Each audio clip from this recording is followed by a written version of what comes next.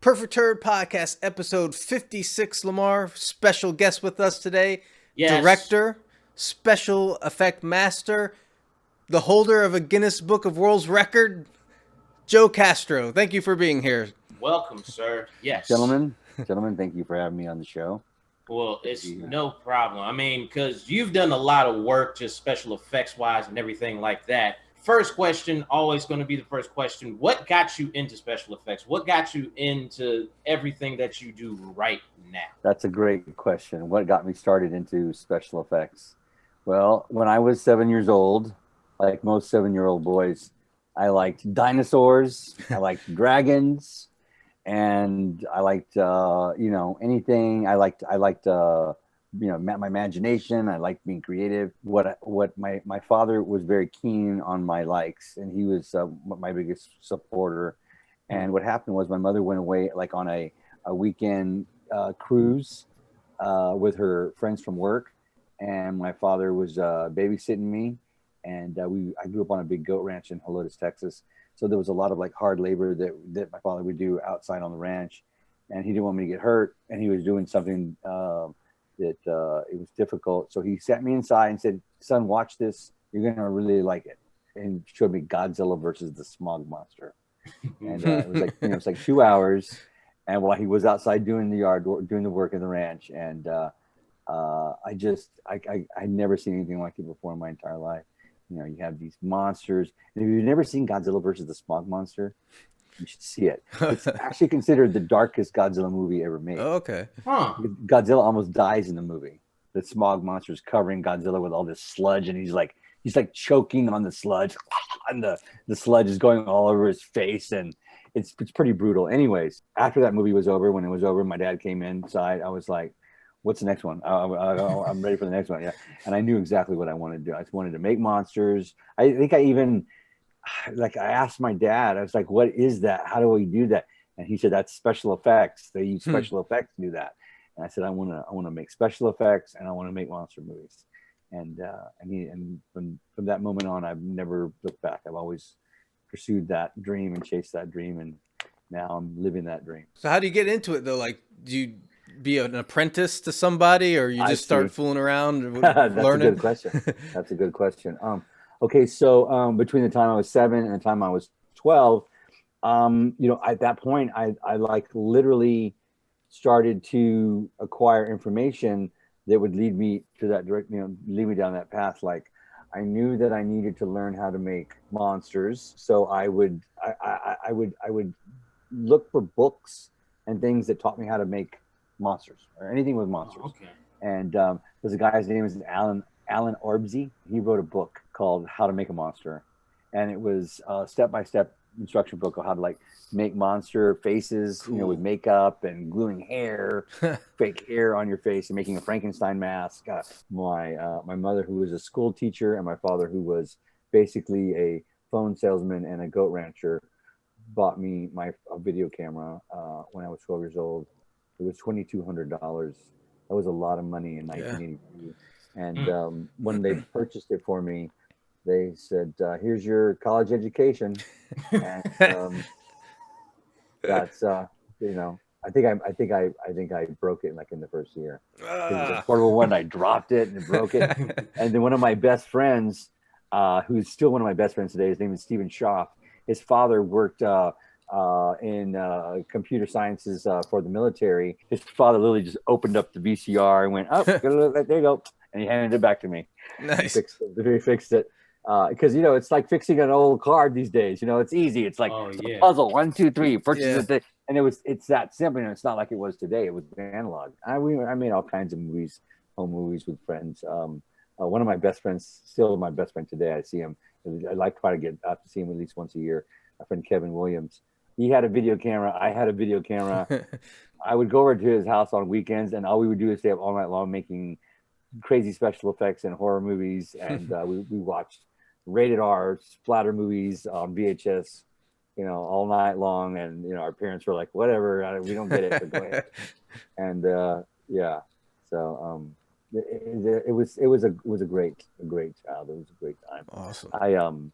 I remember when I was 12 years old. When I was 11, I actually met. I went to a family reunion, a big family reunion that we had, and I had a cousin. His name was Eddie Perez, and he had a twin, Eddie and Ernest Perez. When I was 11, they were 33, and they were horror movie junkies. One of the main crucial things that Eddie did for me when I met Eddie at the family reunion, because I never met him before. I just met him at the reunion. He was like a distant cousin. That next year, he took for my birthday. He took me to this comic book store in San Antonio, Texas, where I grew up. And he said, "Whatever you want, you can buy. You know, this is your birthday. You can buy whatever you want. Go pick out whatever you want. Some magazines." And I found this magazine, and it was Cinemagic issue number 6. And if you ask any special effects artist, they'll know exactly what I'm talking about. And it's a step-by-step guide how to make a rubber mask. So it literally had the 101 fundamentals of everything a special effects artist needs to learn and do in order to establish a foundation into the world of special effects. And it literally changed the lives of countless young men and women all over the world. And you can find it today online. So if you Google Cinemagic issue number 6 and you want to know where to begin, mask making. I'm sure there's VHS videos, or I'm sure there's videos on YouTube now. But this magazine is very very foundational, and it teaches you the correct way to do everything. If you had to think about it now, what effects like really stuck out from all of those films? Like what one where you're just like, whoa, that's like something I gotta either recreate, or that's something I just gotta set the benchmark for myself for? That's a tough question. I don't know if there's any one particular thing, but I mean, I remember like back in 1982, like every movie that was shot on film, made it to the movie theater. Like it doesn't matter how big or small it was. I mean, there was just like countless special, as far as one particular special effect I couldn't tell you, but I did see things like I don't know if you're familiar with this movie. It's called The Gates of Hell. I believe it was titled City of the Living Dead. It's a Fulci film. It's a very popular, it's a very well-known film amongst horror movies. But there's a scene in there where this woman vomits up her insides out of her mouth, and they use just all these real animal entrails coming out. That was like something that like it had never been seen before. No one had ever seen anything like that before. And I remember just being completely blown away that someone had that much imagination to make this. It was this demonic priest that was staring at this woman, and this demonic priest made her eyes bleed blood. And then all of her insides, she threw up all of her insides, like her lungs and her stomach and her intestines all came out of her mouth. And I'd never seen anything like that before in my entire life. Whoa. We gotta look that up. Yeah, we gotta look that one up. Yeah. If you've never seen City of the Living Dead, oh my God. You've got to, if you have never seen it, see it tonight. See it with someone you love, and you will freak the fuck out of them. You get some amazing stuff in that. Yeah, there's some really good stuff in that. We call the Toxic Avenger. I don't know if you're familiar. Oh gosh, we interviewed Lloyd Kaufman. Yeah, I actually saw that movie in the theater the weekend it was released. Nice. I believe I was a junior in high school, and we saw the Toxic Avenger, and it was like an uncut, uncensored NC-17. It wasn't even NC-17. It was considered X-rated. It was like an uncut version. Oh yeah, it was. And so what we'd do is we'd buy a ticket for the PG movie next door to it, and then we'd go, and then we just walk into the theater. So you have a real interesting perspective, because you do special effects, but you're also a director, so you understand the challenges on both sides. And so can you talk about some of those challenges of balancing that, and of course with digital effects now? There is no rule book for making movies. I think I always tell people, somewhere on this planet someone worships a movie that you've made, and somewhere else on this planet someone wants to kill you because you made the movie, hoping that you'll never make another movie again. And that's just the way it is. I pride myself on being a special effects director, and I've already come to understand that my like real gift at directing is not so much directing the actors, but just like I can photograph a special effects shot. No, I've yet to find somebody who can do it better than me. Like, at my level, I haven't yet to find. And most of the directors I work with, they don't know what they're missing, because you don't know what you have until you've experienced it. And I see time and time again, like some of my best work is never even shown in movies, because the director just didn't know what they were doing. They just didn't know how to photograph. I'm like, like now when I work on productions, I try to have in my contract things like, I'm the director of special effects. You need to listen to me when I'm on set. I want to have an input. I want you to be able to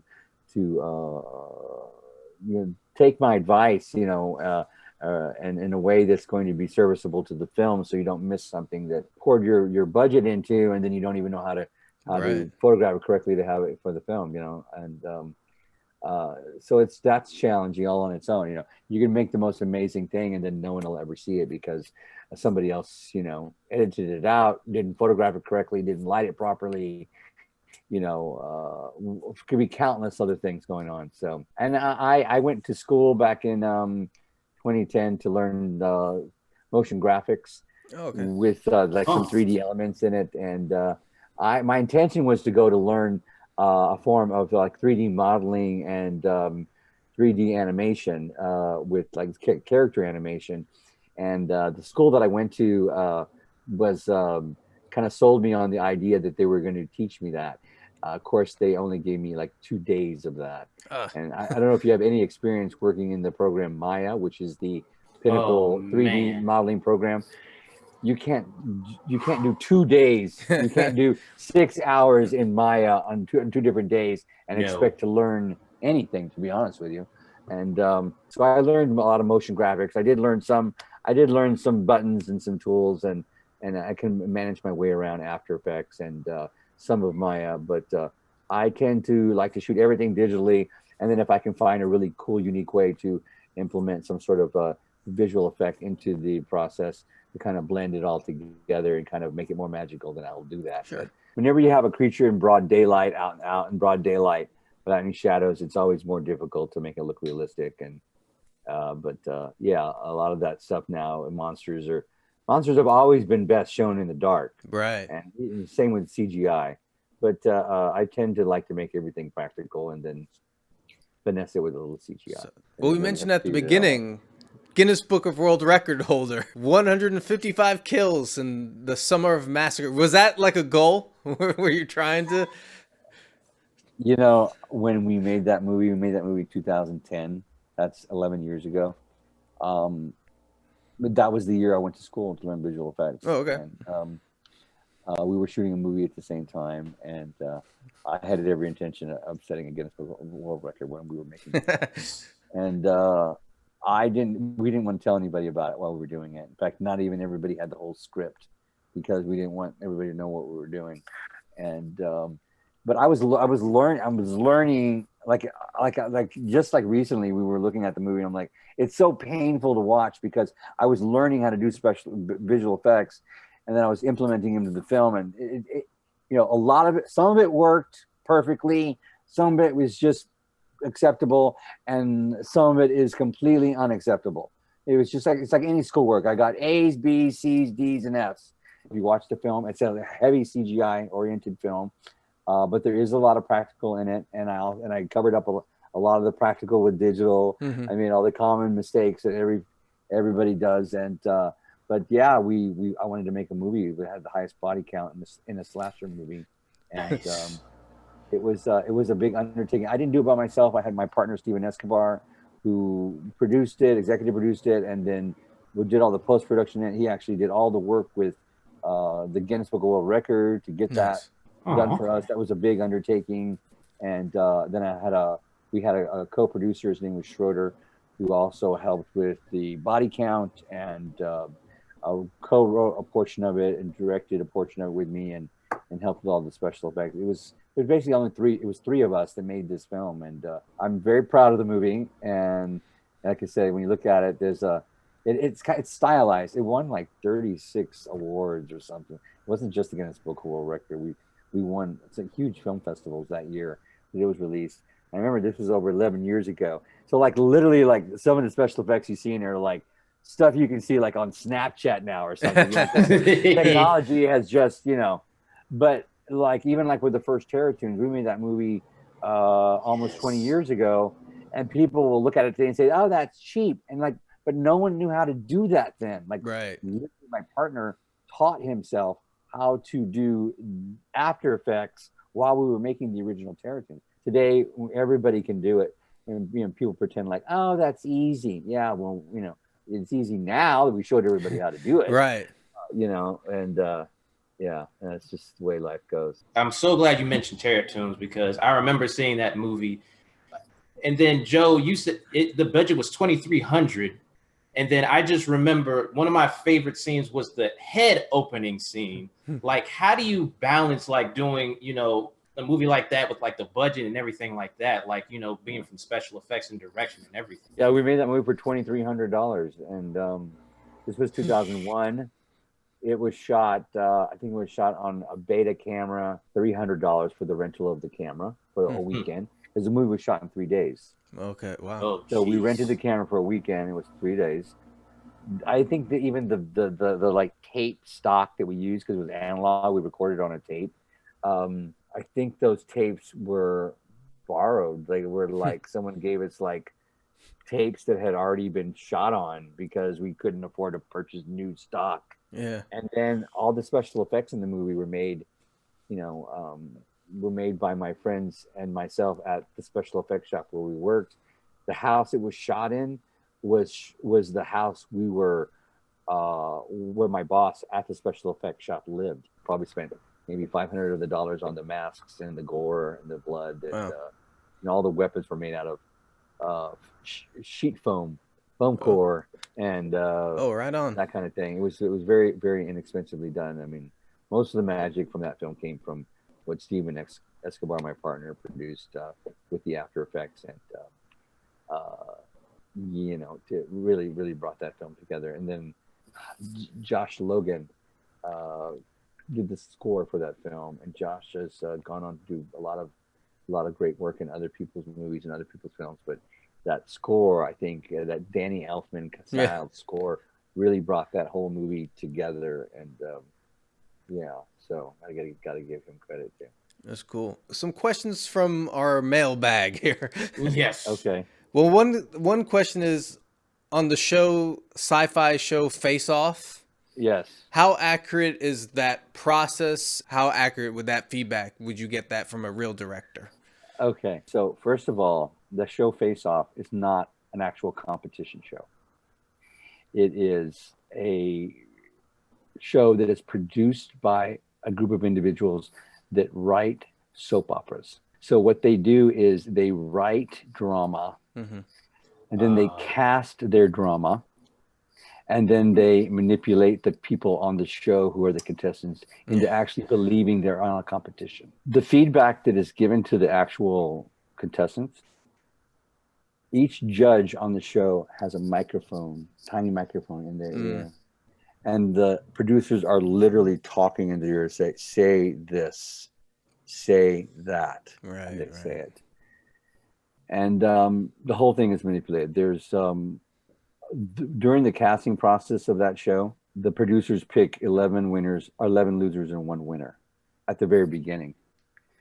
On the first day on that show, you already know who the winner is going to be. The producer told me, one of the producers told me who the winner was going to be. And I didn't believe it until the first episode started to play out, and I realized, oh, they're grooming that person to win. Oh, I see. It's fake. The whole thing's fake. It got to a point where, in the climax of the show where they do the big competition, whatever, the contestants aren't even making the makeups anymore.